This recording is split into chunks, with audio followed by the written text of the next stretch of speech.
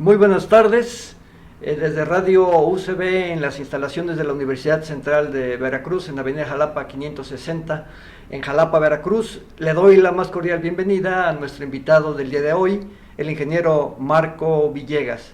Él es consultor experto en temas de certificación de alimentos y representante en México de Global Gap. Bienvenido a la Universidad Central de Veracruz y muchísimas gracias por acompañarnos en esta emisión. Te damos la bienvenida. Gracias, Jorge. Pues al contrario, un placer estar aquí con tu audiencia.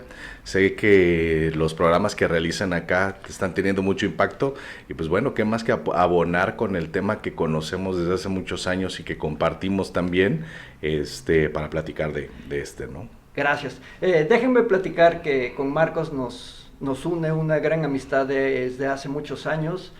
Nos hemos encontrado en el campo de la inocuidad agroalimentaria, un tema coyuntural en el desarrollo del sector agropecuario de México, y aprovechando una visita que él hace a Jalapa, al estado de Veracruz, precisamente para tratar asuntos relacionados con la inocuidad agroalimentaria, pues es que lo he invitado a que platique con nosotros de este tema tan importante para el empresario mexicano dedicado al sector agroalimentario.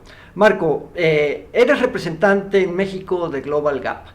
Me gustaría que nos platicaras qué es Global Gap y cuál es la función que tiene Global Gap en la inocuidad y en el sector exportador de México. Mira, Global Gap es una iniciativa que surge hace más de 20 años. El origen es europeo. En aquel entonces muchos autoservicios se dieron cuenta que necesitaban contar con controles, con una serie de requisitos que permitieran a su cadena de suministro y principalmente a productores agropecuarios establecer ciertos parámetros para procurar las buenas prácticas agrícolas. En ese entonces reunimos a un grupo de autoservicios en Europa y se fueron definiendo los primeros requisitos para formar el estándar, en aquel entonces EUREP-GAP. Hoy día Global Gap, y bueno, es una iniciativa, le llamamos iniciativa porque convergen muchas organizaciones, tanto públicas como privadas, universidades también, desde luego centros de investigación, laboratorios, organismos de certificación, consultores de muchas partes del mundo y que nutren permanentemente a esta iniciativa. Las buenas prácticas agrícolas son una medida para gestionar de una forma mejor los predios, los huertos, las fincas, los corrales de engorda cuando hablamos de ganadería o por ejemplo las jaulas de engorda cuando hablamos de acuicultura. Entonces nosotros hemos desarrollado un set o un conjunto de normas para ayudar al agricultor, a la cadena de suministro en agroalimentos, para entender mejor estos conceptos que tienen que ver con temas muy particulares relacionados con inocuidad. Es decir, evitar que un alimento sea peligroso o dañino al consumidor, con temas de trazabilidad, temas de sustentabilidad o cómo procuramos el medio ambiente y el uso más eficiente de recursos, y también con temas de responsabilidad social, de qué forma le damos a herramientas o de qué forma procuramos que se tenga bienestar en los trabajadores agrícolas. Entonces, son un conjunto de requisitos que se definieron esta set de estándares, este conjunto de estándares, y mediante procesos de certificación permiten al agricultor demostrar que están haciendo las cosas bien y conforme las requiere el mercado. Claro. Esto significa que un productor mexicano o un productor de cualquier parte del mundo que quiera exportar a la Unión Europea tiene la obligación o es abierto al que pueda certificar Global Gap o que pueda adherirse al protocolo de Global Gap. Eso es algo muy interesante porque pues cuando quedamos en que puede ser o no puede ser, pues ya sabes que el empresario a lo mejor dice pues más adelante, mañana, ¿no? Claro. Pero ¿cuál es la posición de la Unión Europea con respecto a Global Gap, a su esquema de certificación? ¿Es una obligación para el exportador? Es un esquema voluntario. Ajá. Es una certificación voluntaria. Recordemos que en estos temas de regulaciones, cuando hablamos de medidas fitos o sanitarias, sí, a nivel global existen acuerdos entre países, entonces se establecen estos acuerdos y a los cuales las empresas que deseen exportar a un mercado u otro deberán cumplir estas regulaciones que por ley deben hacerlo, que son, digamos, las gubernamentales. Por otro lado, existen los esquemas voluntarios como Global Gap, que es este conjunto de requisitos que definimos a lo largo entre los participantes de la cadena, es decir, hay una intervención importante de los autoservicios o de los retailers, de los compradores que abonan a cómo el consumidor hoy día está requiriendo un producto, pero también un distribuidor tiene que cumplir con ciertos requisitos o ciertas condiciones para mantener la integridad de este producto, un comercializador, un empacador y un productor en su huerta, ¿no? Entonces, cada quien haciendo la tarea, vamos haciendo ese enroque y más fuerte la cadena para suministrar lo que el cliente está requiriendo en términos de lo que ya les decía, calidad, inocuidad, etcétera, ¿no? Pero al final es un esquema voluntario. El productor que decide certificarse con Global Gap está comprometiéndose a implementar esta serie de requisitos porque eso entiende que le agrega valor a su cadena, ¿no? Claro. Es voluntario en el sentido de que si tú quieres, inviertes, trabajas, te conviertes y tomas un perfil de empresa de primer mundo, de clase mundial. Pero tengo entendido que es un requisito para entrar a la Unión Europea, o al menos tienes preferencia como productor para poder entrar a las grandes cadenas de distribución de alimentos en la Unión Europea cuando tú tienes este programa certificado. ¿Es así? Es una parte, creo que muy importante, que debe de quedar claro y que me gustaría que nos profundizaras. Es voluntario desde el punto de vista que si quiero, lo adopto. Pero puede ser obligatorio en el sentido de que si no lo cumplo, mi entrada al mercado de la Unión Europea como productor de alimentos frescos o de productos del sector agrícola puede quedar limitada. ¿Es verdad? Desde luego. ¿Es así? Sí. Cada vez los consumidores, y esta preocupación también se traslada a los autoservicios, ¿no? Es decir, el consumidor cada vez está más preocupado por saber el origen de los productos, por saber cómo fueron fabricados, cómo fueron cultivados, si bajo este proceso de elaboración o de producción de un aguacate, en México somos líderes en aguacate, o de un mango o alguna otra fruta, si fueron cuidado, por ejemplo, el medio ambiente, si no hubo un deterioro, y el consumidor está muy receptivo de esto, y está eligiendo en anaquel un producto que le dé ciertas garantías o que le pueda dar información sobre este producto se trató bajo este programa o bajo este protocolo. Entonces, la demanda de estos productos está creciendo muchísimo en muchos mercados, no solamente en Europa. Déjame decirte que Asia, Estados Unidos, cada vez somos más conscientes, y creo que algo que nos dejó la pandemia, sobre todo, es tener mucho en mente ¿qué estamos consumiendo? ¿Cuál es el origen? La salud, sobre todo. Estamos haciendo una gran reflexión sobre la salud. Y ahora que también tenemos tiempo de investigar qué está pasando en el medio ambiente, lo vemos, cambios climáticos, condiciones que están cambiando pues de forma muy rápida. Entonces estamos viendo el impacto que la actividad del ser humano está ejerciendo en el medio ambiente, lo que hace es que el consumidor voltee a productos más saludables, productos incluso orgánicos, productos diferenciados, productos que les abonen a su estilo de vida y a sus creencias. Entonces, Global Gap, si bien es cierto, no es que sea un estándar que se debe forzosamente o es obligatorio cumplir. Lo que sí es que te da acceso a un circuito de autoservicios en los cuales pues es importante, más bien son rentables. Seguramente podrás colocar un producto sin una certificación, pero créeme, cada vez es más complicado encontrar un canal de distribución que también esté bien pagado o que te pueda resultar en un buen negocio, ¿no? Al final de cuentas, un exportador es una persona, es un empresario que piensa en ganar.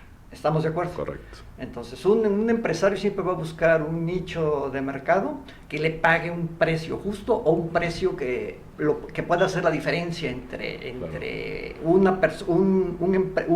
exportador X y un exportador de clase mundial, porque es la verdad. Así es. ¿Sí? O sea, cuando tú entras al esquema de las certificaciones, te estás convirtiendo en un empresario de clase mundial, porque tus productos pueden ser aceptados en cualquier parte del mundo y sabes que vas a tener precios mejores que aquellos productos que no están certificados. Y más atractivos, mercados más atractivos, pero Exacto. eso implica también un compromiso, Sí. no es solamente de un lado. Y recuerdo mucho en alguna ocasión que teníamos una reunión con compradores, en este caso de Estados Unidos, Sí. con productores que estaban en este proceso de implementar la certificación, y la pregunta, más bien el comentario del productor era, pues es que yo quisiera tener los mejores clientes.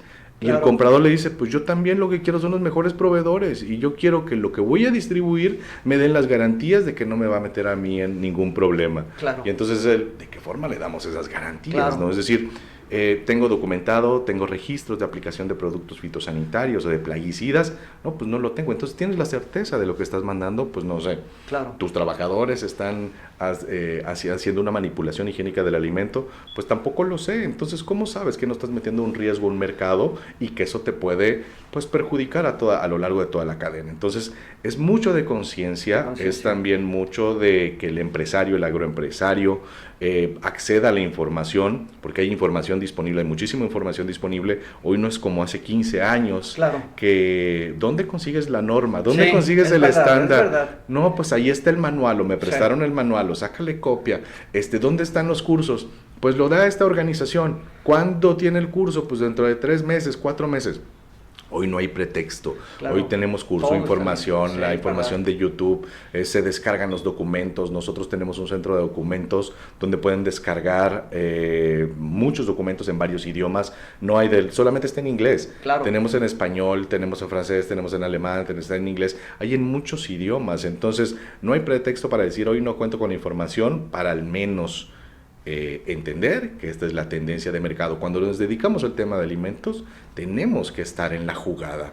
Y como tú dices, queremos jugar en las grandes ligas, entonces tenemos que tener un gran compromiso, Claro, para estar claro, en las grandes claro. ligas. Es verdad, mira, tú y yo comenzamos en la inocuidad hace 15 años quizá, cuando Ya no digas tanto. cuando quizá efectivamente lograr tener información era difícil. México comenzaba a hacer sus pininos y a tratar Claro. de que a través de especialistas, de terceros especialistas como nosotros nos estábamos formando, tratáramos de llevar al empresario mexicano la conciencia de que necesitaba convertirse y reconvertirse en un empresario de clase mundial a través de programas de inocuidad, para que pudieran sus productos tener acceso a los mercados internacionales, a los mercados de grandes ligas.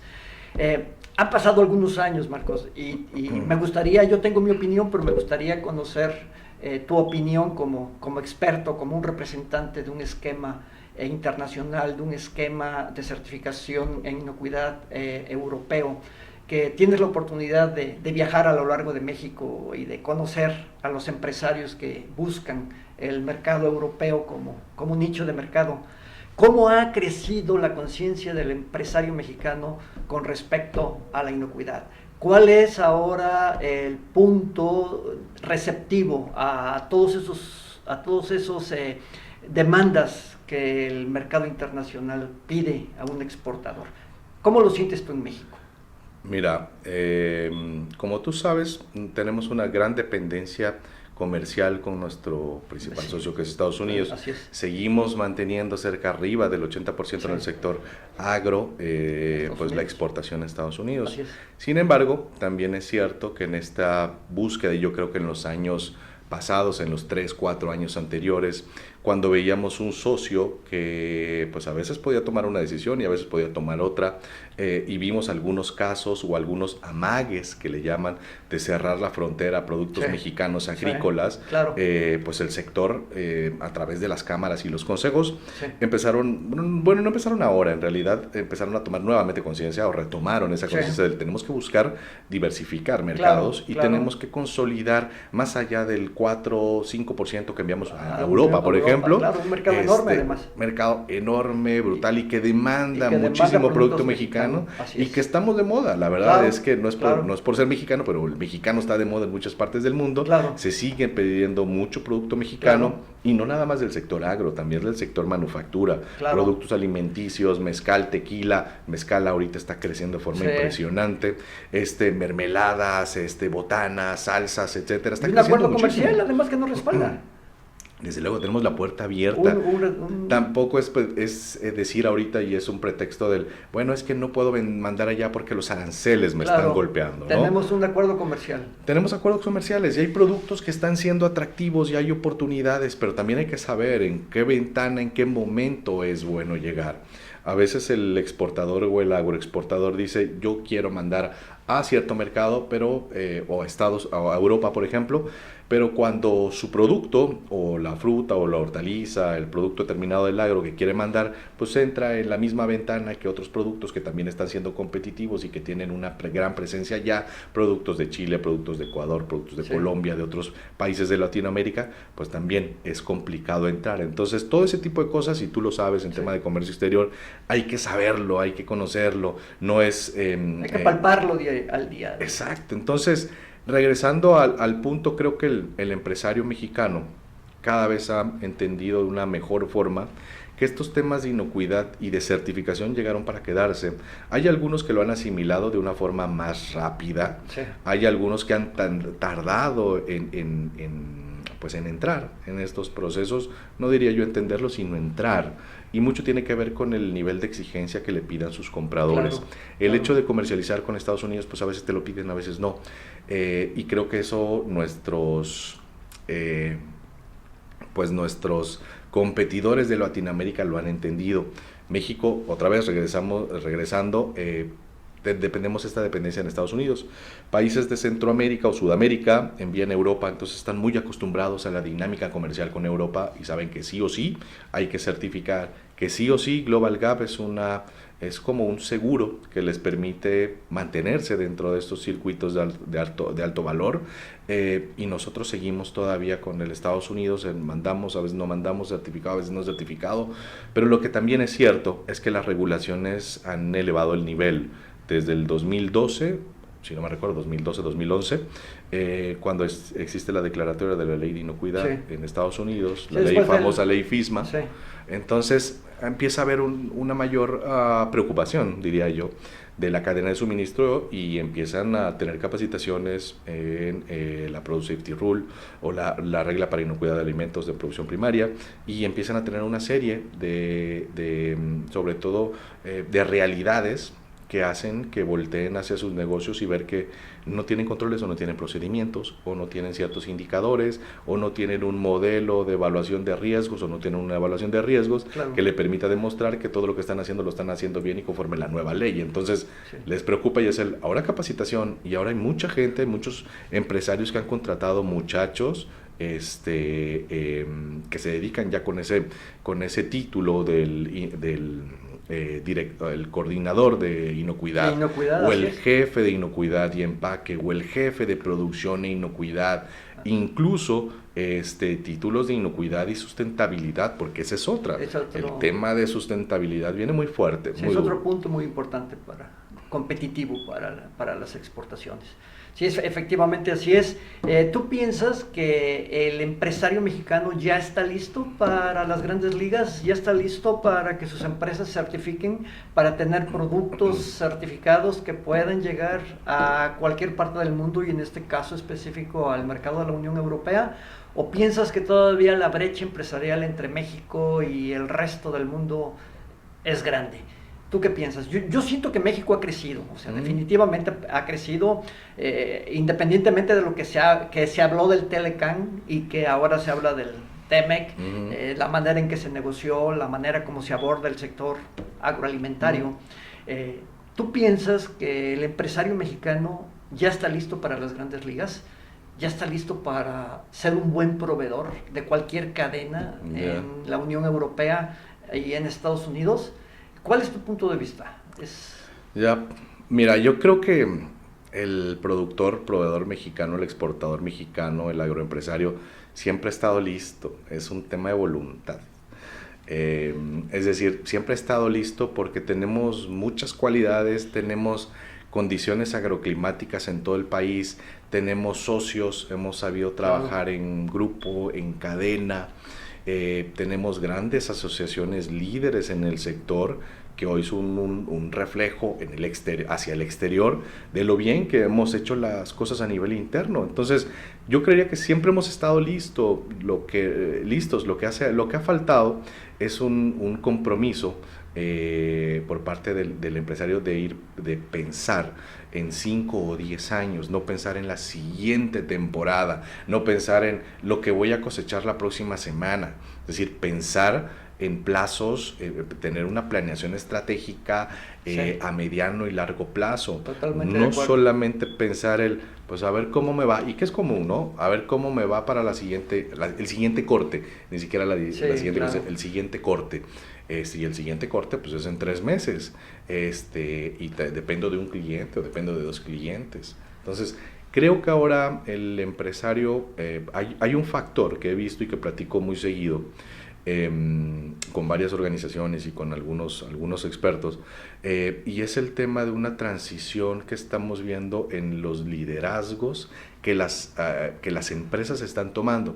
Y con esto me estoy refiriendo a cómo los herederos o los hijos o parientes de algún empresario están empezando a tomar las riendas de los negocios.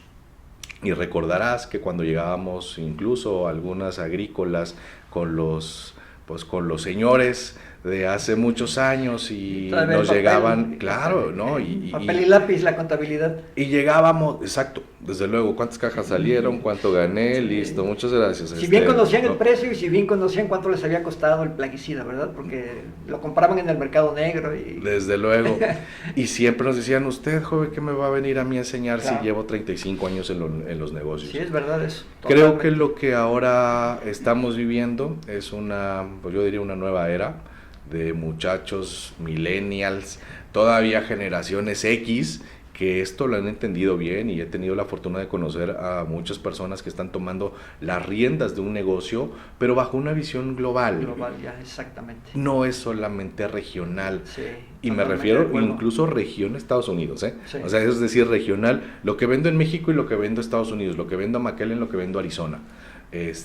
No, creo que hoy tenemos una visión global, y quienes están haciendo cargo de los negocios saben que para seguir en el juego, para seguir jugando, para seguir manteniendo los negocios, pues es necesario adelantarse y no solamente ver 1, 2, 3, 4 temas. Soy licenciado en marketing, o mi especialidad o mi carrera es en marketing y me voy a dedicar al marketing de mis limones, por ejemplo. No, tienes que tener una visión de 360 grados que te permita a ti meterte a producción, meterte a marketing, meterte a administración, meterte a relaciones públicas, meterte a negocios, desde luego. Y cuando no lo tienes, esa es otra de las cosas que también veo ahora en esta nueva generación, es que se hacen llegar de personas talentosas. No es yo lo voy a hacer, yo cierro el negocio y yo me voy a una feria y yo voy a verificar el empaque y yo voy a monitorear que estén empacando los calibres correctamente. Entonces, creo que ahora los muchachos y los jóvenes y quienes están haciendo cargo de estos negocios están teniendo esa cualidad. Esa visión. Y esa visión, ¿no? Integral. Exacto. Del negocio, ¿sí? Y los papás, estamos cediendo terreno ante el empuje de los hijos, ¿sí? Es decir, ya los papás estamos en el punto de que, mi hijo ya estudió, tiene mejor visión, y quizá fue lo que a nosotros nos faltó, porque al menos en mi época, mi papá era el dueño de la verdad. Exacto. Absoluto, y nadie podía contradecirlo. Exacto. Ahora ya los papás tenemos que ceder ante el empuje de los hijos, y los hijos vienen del extranjero, a veces de otras universidades, ven otro mundo y pueden abonarle a la empresa, ¿verdad? Y eso está impulsando definitivamente el desarrollo empresarial de México. Eso es muy interesante, Marcos, pero hay un factor todavía que me gustaría analizar contigo, y quiero tu punto de vista.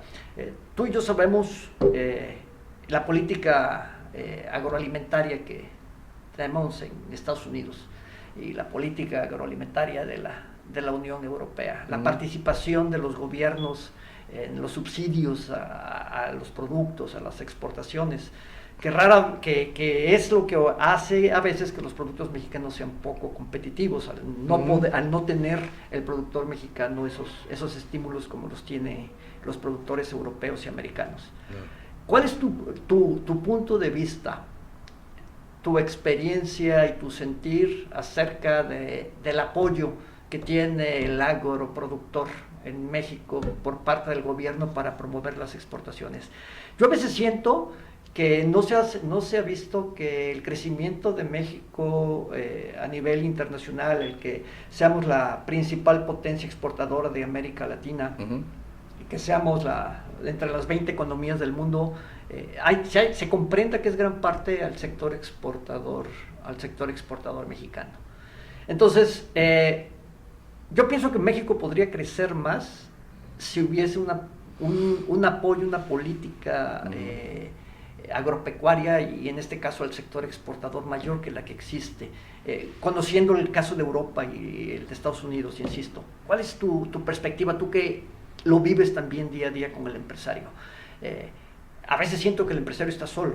Claro. ¿Sí? Entonces, ¿tú cómo lo percibes? Yo tengo mi opinión, pero pues no es ahorita mi opinión, no es mi espacio. ¿Cuál es tu opinión con respecto a lo que te acabo de comentar? Considerando las dos políticas que te acabo de mencionar, claro. ¿sí? La europea y la americana. ¿Sí? ¿Cuál es la mexicana con respecto al sector exportador? Lo que yo he visto son diferentes momentos. No te podría decir que llevo 50 años en el sector agro como para tener una visión exacta de lo que pasaba en los 80s, sí. Pero sí te podría decir cómo ha evolucionado en los 90s, en el 2000, sí. Los últimos 30 años. Creo que ha habido programas de apoyo al exportador, al agroempresario. Creo que han habido muchas oportunidades, hubo marca país, sí. Todo el tema de sanidad, de inocuidad. La verdad que han crecido de forma interesante como una herramienta para apoyo al productor.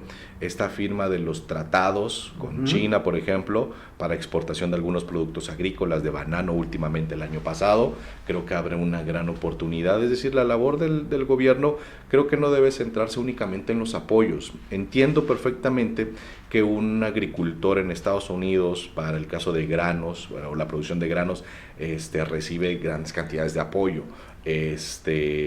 para maquinaria, para insumos, para compra de agroquímicos o fertilizantes, por ejemplo, que en Europa también. Pero creo que la comparación en temas, yo creo que no cabría en el sentido del tema de la capacidad que se tiene para apoyar al sector.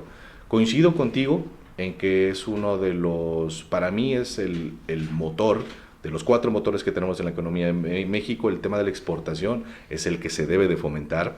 Ahí yo creo que también Veracruz juega un papel importante, sí, y deberá jugar un papel todavía pues más protagónico. Es decir, lo que tenemos en Veracruz, y digo Veracruz porque yo tengo un aprecio muy particular por Veracruz. ¿Aquí estudiaste? Sí, claro. Entonces, nada más. Entonces, la verdad que Veracruz tiene muchas capacidades. El puerto más importante de México. Desde luego. Y regresando al tema, yo creo que mucho de lo que hay que también empezar a reconfigurar en nuestro pensamiento, y me refiero como agroempresario, porque yo estoy de esa parte, la parte del sector privado. Yo soy parte de este conjunto de actores que buscamos ayudar a los productores a que sean más rentables, más productivos, claro, más competitivos. Yo creo que aquí la configuración en el pensamiento es nosotros vamos porque tenemos que ver por nuestros negocios y tenemos que ver de qué forma vamos a mantener de una forma exitosa los mercados abiertos, de qué forma vamos a seguir generando utilidades, abriendo mercados, diversificando, y si hay alguna opción en la cual un programa de apoyo al agricultor deba ser, pues bueno, también es cierto, no digo que todos van a ser agroempresarios, siempre hay diferentes segmentos en la producción. Entonces, particularmente hablando de los 25, 30 tal vez cultivos o productos con mayor éxito en las exportaciones, yo creo y considero que el empresario debe de ser sobre todo más consciente, y no digo que esté solo, es decir, al final el gobierno debería poner esas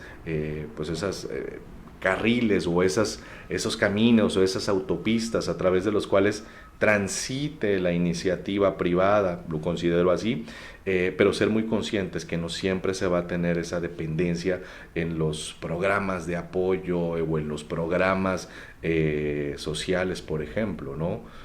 y sin meterme en algún tipo de crítica partidista o de un lado o del otro, pero yo creo que sí, el empresario cada vez está más consciente, no digo que está solo, pero sí que necesita trabajar más en conjunto, en equipo, sobre todo iniciativa privada, esta coalición, porque créeme, no es que vaya a estar divorciado, aunque hemos visto pues amagues y hemos visto algunas condiciones hoy día entre el empresariado y entre el sector público, pero sí es cierto, tenemos que trabajar y aprender a trabajar o entender cuál es la mejor forma de trabajar juntos, ¿no? Sí, es que esto te lo pregunto también porque, bueno, aparte de lo que tú y yo conocemos de la política agropecuaria, repito, de Estados Unidos y de la Unión Europea, que pueden ser dos puntos referentes, bueno, tenemos casos en donde la iniciativa privada, el sector agropecuario y el gobierno han trabajado muy de la mano, y tenemos el caso de Colombia con su café, ¿no? Con el posicionamiento que tiene el sector cafetalero en el mundo. Y el sector de flores también de colombiano, precisamente por la sinergia que ha habido entre el gobierno y la iniciativa privada, los pequeños productores, y eso pues ha impulsado el comercio internacional de manera maravillosa. Entonces yo coincido, México pues es un mosaico de 1000 productos, que gracias a todo lo que ha sucedido y al proceso de globalización y al modelo de apertura comercial de México y a la firma de tratados, pues nos tienden, estamos donde estamos, pero a veces creo que el productor podría ser más productivo si tuviese un acompañamiento mejor, ¿no? Claro, y ahí déjame hacerte un comentario que creo que es muy pertinente, porque ahorita me acabas de refrescar con lo que dices, y yo creo que ahí tiene que ver mucho con la educación, y siempre lo he platicado con muchos amigos, creo que lo platicábamos hace varios años, el tema de cómo enseñar al productor, al pequeño productor, porque a mí me toca estar en huertas con pequeños productores, sobre todo con temas de capacitación, porque lo hemos hecho, claro, y es lo decir, más difícil. ¿cómo hacemos un programa que pueda llegar a tantos lados? Creo que hoy, inclusive, no habría pretexto, tenemos los medios, las plataformas digitales, y muchos, créeme, de los productores que están en regiones bien apartadas, te apuesto que tienen un Facebook, no diría Instagram, pero seguramente tienen un Facebook y tienen algún perfil de red social a través de la cual puede hacerse de información. Entonces, a diferencia de hace muchos años, cuando platicábamos de cómo llegamos a dar una capacitación a una región donde tal vez el acceso no es tan fácil, o donde las condiciones pues, de rendimientos o de utilidad que tienen estas familias pues no les representa como para pagar una capacitación o una asesoría, cuando platicábamos unas instalaciones, ¿no? Exacto, pero yo insisto, el tema para mí que debe apuntalarse es el tema de capacitación y formación, sobre todo de habilidades y de entendimiento en el sector agro, en pequeños, medianos productores. Digo, los grandes productores tienen capacidades propias, pero sobre todo el pequeño productor que tal vez no tiene acceso a algún consultor o algún asesor externo, pero sí a través de canales podemos hacer varias cosas para poder hacer llegar la información. Entonces, capacitación, y en temas hasta de organización, el tema de asociatividad, que tanto nos hace falta en México. Lo vemos, lo que acabas de decir, el ejemplo de Colombia, en flores, en café, y así podemos mencionar. Es un éxito asociativo. Es un éxito de asociatividad. Amigos de Guatemala también me han comentado casos de éxito donde productores que están cosechando 500, no hectáreas, 500 metros cuadrados, 1000 metros cuadrados de un producto en asociatividad, 300, 400, 500 productores, están enviando a Europa. No están mandando de manera local ni tampoco mandan a México, directo de Guatemala a Europa. Pero han entendido que el tema de asociatividad es crucial para poder llegar contundentemente a un mercado. Y eso pasa, y lo vemos el desarrollo, por ejemplo, de cultivos. Entiendo también que aquí en Veracruz ya empiezan a haber ciertos, bueno, no de ahorita, ya de algunos años, cultivo de aguacate. O sea, ya hay cultivo de aguacate. Entonces, y que se va a volver importante. Pero regresando al punto, si no hay asociatividad, va a ser difícil llenar 2 o 4 contenedores por semana, independientemente que exista empaque o no, pero 4 contenedores por semana para abastecer a un cliente que lo está requiriendo si no hay asociatividad. Yo estoy de acuerdo contigo. Mira, tú sabes que uno de los problemas del campo de México es la pulverización de la tierra, ¿no? El que eres pequeño, eres dueño de una pequeña propiedad. Y una pequeña propiedad jamás va a tener un perfil exportador simple y sencillamente por los volúmenes. Te mata el pequeño volumen, claro. Y generalmente el comprador extranjero lo que quiere es volumen, y tú puedes competir con el cliente o con tu comprador en el momento en que le puedes ofrecer volúmenes, porque bajas el precio, haces economías de escala, mil cosas. Entonces el campo mexicano, como seguramente es en toda América Latina, pues es un campo pulverizado que para poder salir adelante, que es la mayoría, el grueso, pues tiene que asociarse. Claro. Y entonces en el momento en que no haya esa sociedad, esa formación de clústeres, de empresas cooperativas, etcétera, pues difícilmente vamos a poder competir y vamos a poder ayudar a que el pequeño empresario se convierta en exportador. La poca disponibilidad que hay en este caso de la gente del campo vieja, vamos a llamarle, en querer fusionar sus negocios y formar una sociedad, la desconfianza de que haya un representante legal. A mí me ha tocado vivir el caso de que con el comprador en la mesa, quieren que el comprador le mande un cheque a 40 pequeños productores que se van a unir para venderle el contenedor. Sí. Y en el momento en que el cliente les dice, sí, pero yo solamente me quiero entender con una persona, claro, ¿quién es su representante 40, legal? Porque le voy a mandar un cheque al representante legal y ese les va a repartir. Entonces nadie quiere, porque no pueden seleccionar a su representante legal, claro. Y ahí se acaba el negocio internacional, ¿no?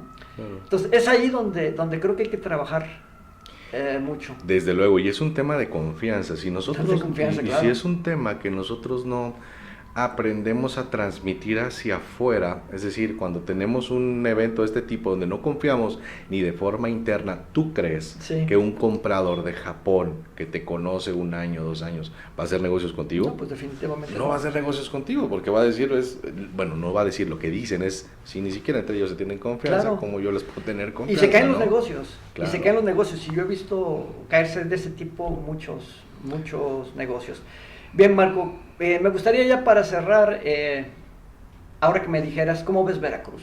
O sea, Veracruz es un caso particular en el panorama internacional. A ver, 3 puertos, Tuxpan, Veracruz y Coatzacoalcos. El puerto quizá más importante de México, Veracruz, que nos comunica directamente con Estados Unidos, con la Unión Europea, incluso con Asia, pasando por el canal de Panamá, Sudamérica, etcétera. Líderes en una serie de productos agropecuarios, limón persa, piña, naranja, ganado, café, vainilla, entonces, pimienta. Sí, entonces, ¿qué pasa con Veracruz? O sea, ¿qué pasa con Veracruz? Porque al final de cuentas, si bien es cierto que somos un estado que exporta y que tiene sus cifras documentadas, definitivamente la participación del sector externo en el PIB de Veracruz, pues no es lo que debería de ser. ¿Ok? Entonces, a tu criterio, ¿dónde está el problema de Veracruz en el sector exportador?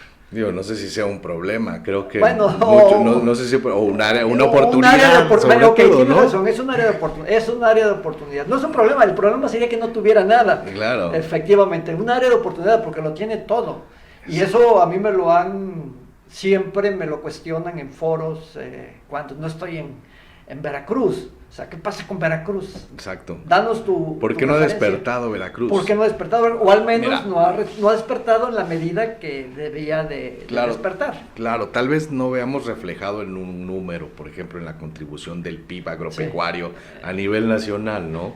Pero te puedo decir que hay empresas exitosas, y ahorita sin ánimo de meter goles, te puedo decir varios, 3, 4, 5, 6, 7 casos en citrícola, los que están haciendo jugueras, por ejemplo, la industria citrícola crea que ha crecido tanto, hay empresas ya referentes a nivel global, a nivel mundial, que tienen una marca consolidada en diferentes mercados, por ejemplo, el limón.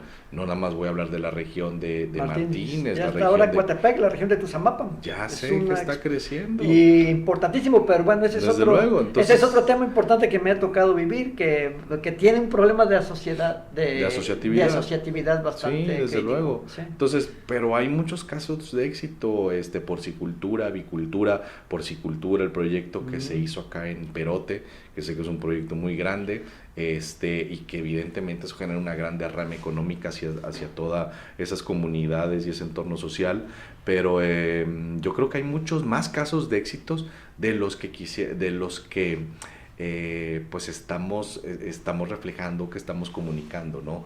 Evidentemente siempre hay nuevas empresas, hay pequeñas empresas, hay micro, pequeñas y medianas empresas que están haciendo su esfuerzo por colocar un café diferenciado, por colocar un café Rainforest, por ejemplo, o una vainilla con denominación de origen, café denominación de origen. Entonces yo lo que creo es, lejos de aquellos problemas que pueda tener Veracruz, el sector piñero, desde luego, te comento. Yo creo que es el tema de identificar las capacidades que se tienen, y creo que lo han hecho bien el empresariado a través de los consejos de empresarios a nivel local, las mismas dependencias de gobierno, a través de la Secretaría de Economía. Creo que tienen un panorama pues un poco más claro, un poco bien identificado cuáles son esos productos que tienen alto potencial, y la otra es lo que tenemos, y la otra es cuál es el mercado donde se va a colocar. Porque siempre decimos, bueno, es que todo el producto, los grandes productos que tienen cualidades en Veracruz hay que ponerlos, incluyendo artesanía, se me ocurre. Vamos a colocarlos en Estados Unidos. Sí, pero ¿cuál es la demanda que se está requiriendo, ¿no? ¿Cuáles son los volúmenes? ¿Cuál va a ser el canal? ¿Cuál es el tema arancelario? Que tú lo sabes muy bien. Es decir, cómo vamos nosotros adaptándonos a lo que el cliente está requiriendo hoy, y la otra, no solamente hoy, que va a requerir en 5, en 6 y en 7 años. Recuerdo cuando a unas conferencias hace unos 4 o 5 años que les decía que seguramente íbamos a saber en los próximos años el envío de productos alimenticios vía Amazon, porque ya veíamos que eso venía. Hoy es una realidad. Hoy literal puedes pedir una sopa y te llega al día siguiente y la pides por Amazon. Entonces, a ver, el punto es debes de pensar en 5 o 6, regreso a ese tema del 5, 10 años, lo que está pasando, y esos indicadores te lo va dando pues el consumidor. Entonces, ¿qué es lo que debes hacer? Prepararte, informarte y estar atendiendo lo que va a venir, ¿no? Hoy sabemos que las personas buscan una vida más saludable, hacen muchísimo ejercicio. Ya ves que a los gimnasios hoy en día no les está yendo nada bien, y a otros sectores, ¿no? Pero los gimnasios, por ejemplo, lo que se va a poner de moda van a ser aplicaciones para hacer ejercicio en casa, y van a salir youtubers que hoy son famosos y que son los que te dan la rutina, y las ves en tu pantalla y haces ejercicio en tu casa. Entonces, totalmente de acuerdo. Todo ese tipo de cosas es el aprender a leerlas. Y yo, que estoy en el negocio de alimentos, cómo leo estas tendencias y cómo voy haciendo que mi negocio, ya sea a integrar todos estos elementos, o hacer pues algunos otros productos alternativos, y sobre todo servicios alternativos. Eso es cómo me adapto yo, cómo se adapta, y creo que eso nos ha enseñado la pandemia, el ser resilientes, dicen, ya ves, ¿no? Entonces tenemos que buscarle dar la vuelta a la tuerca y ver cómo seguimos haciendo negocio, ¿no? Sí, claro, la pregunta era prácticamente porque cuando he estado por motivos de trabajo en el Bajío, por ejemplo, siempre te salen, tú sabes que últimamente el Bajío es un referente en producción, sí, claro, en producción agropecuaria, sobre todo en frutas y hortalizas. Y entonces siempre te platican, ¿qué hacen los veracruzanos con 3 puertos, con salida al mar, con una variedad de climas, de suelos, y nosotros en el centro del país, que no tenemos oportunidad de salir más que a través de Veracruz o a través de Lázaro Cárdenas o de Colima, y que eso pues nos genera costos adicionales? Y nuestro posicionamiento en el sector agroalimentario a nivel internacional como zona es mayor que la que tiene Veracruz. Sí, Claro.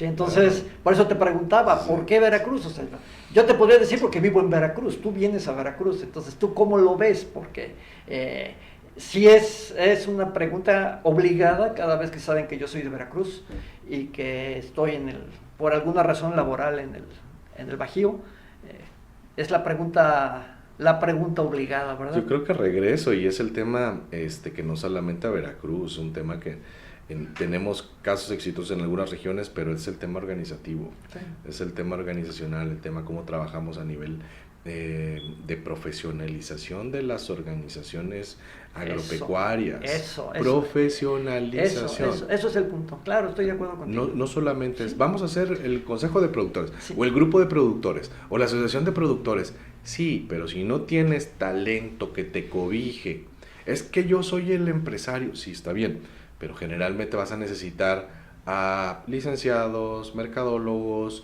ingenieros, expertos, que te ayuden a hacer ese como crisol de talento para hacer un crecimiento que se refleje en algo que va a valer la pena. Eso es la respuesta que yo siempre doy.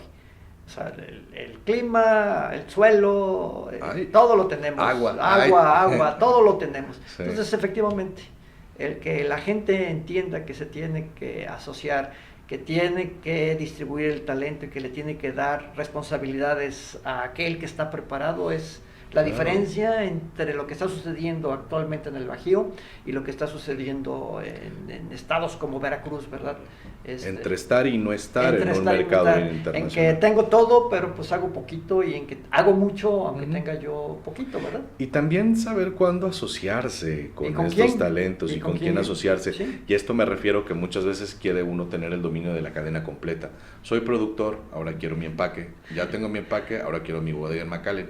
Ya tengo mi bodega en McAllen, ahora quiero mi bodega en Rotterdam. Ya la tengo en Rotterdam, ahora la quiero en Asia, en Shanghai o en algún otro mercado. Y ahora me voy a meter a marketing y ahora me voy a meter. Y creo que algunos casos de éxito en México que he visto lo han hecho con esta asociatividad, es decir, se asocian con talento que le contribuye a generar valor de marca, de producto, de procesos, de sistemas, y hacen un combo de talentos. Así es. Entonces, pero al final ceden, es decir, solo no voy a hacer. Es como tratar de, pues no sé, abarcar muchos temas y ser el experto en agroalimentos, y te puedo decir que no es cierto. Yo me ayudo de mucha gente. Y así tiene que ser. Hay mucha gente talentosa, ¿no? Y así tiene que ser, así tiene que ser. Por eso te decía yo, cada quien tiene que hacer su parte. Correcto. Entonces, en el momento en que tú quieres, como se hacía en la época de tu papá y de mi papá seguramente, Sí. en que yo soy el bueno y yo hago todo, yo cobro cheques, hago el cheque, voy al banco, ¿verdad? Deposito, etcétera, pues es ahí donde perdemos la oportunidad de ser mejores. Creo que México va bien, nos falta trabajar, falta que todavía un sector importante del sector agroalimentario, en este caso hablando del sector agroalimentario porque es el que conozco y el que tú conoces también, aún permea la información, como dirían los chavos, que les caiga el 20 todavía, Sí. de que estamos en una era de competitividad y de ser mejor cada día, porque aquel que no mejore se va a quedar.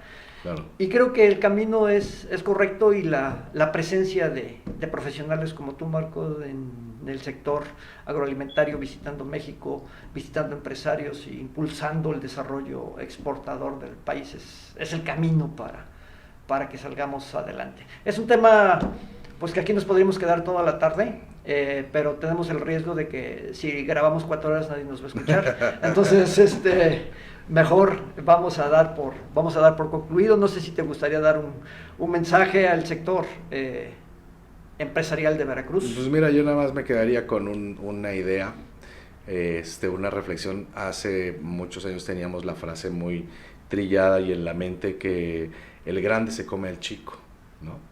Es decir, las empresas grandes, poderosas, con muchos recursos, son las que iban a dominar el mercado. Y creo que hoy la realidad nos ha caído y es el más rápido gana el más lento.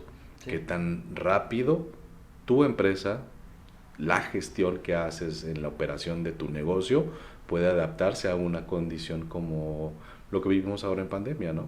Sí. Y regreso al tema, al estrés de la ¿qué tan rápido, qué tan rápido respondes? Entonces, tu negocio es lo suficientemente maleable, moldeable, flexible para acomodarse a una nueva condición. Entonces, yo lo que les diría es, la información está allá afuera, la información está disponible. Acérquense a la fuente de información, acérquense al origen, y creo que también con la información adecuada es como se toman las mejores decisiones. Y creo que hoy no hay pretexto para que un agricultor diga no tengo información, o alguna empresa diga no sé por dónde. Hay muchos recursos y en realidad es o no quieren, no tanto que no puedan, sino que no quieran. Pero bueno, nosotros desde Global Gap únicamente pues agradecerte, Jorge, y nuevamente a disposición del estado de Veracruz. Será un placer ver qué más proyectos podemos hacer por acá y apoyar al exportador. Claro. Ese es nuestro objetivo y esa es nuestra misión. Claro, nosotros como universidad obviamente es parte de nuestra razón de ser, la vinculación con el sector productivo, y tenemos buenos proyectos, tanto de capacitación, estamos vinculados con algunas dependencias de gobierno, y a través de ellos pues ofrecemos asesoría, consultoría, capacitación. Tenemos una incubadora de negocios internacionales aquí, pero pues desgraciadamente por la pandemia todo ha tenido un compás de espera. La gente, es verdad que la pandemia nos ha hecho que nos podamos reinventar, y el reinventarnos implica comenzar a utilizar tecnologías de la información, ya hablar de un Zoom como algo de la vida diaria.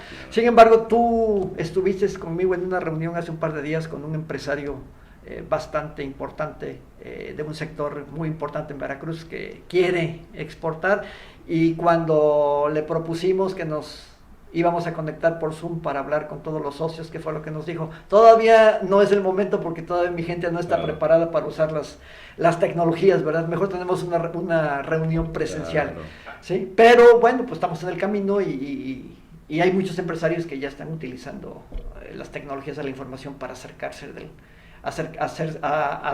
al conocimiento y estar más cerca de las universidades, de los centros de investigación y de los consultores.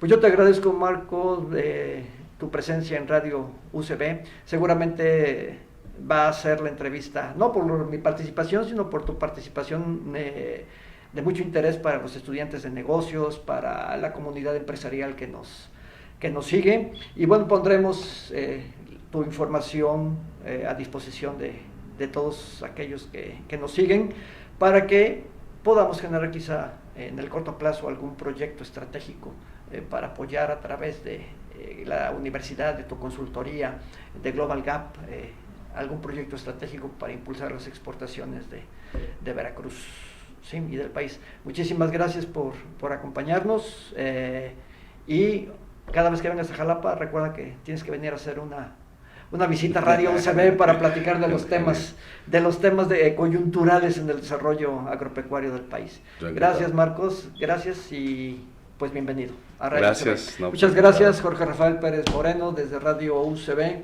en Avenida Jalapa 560, en Jalapa, Veracruz. Gracias.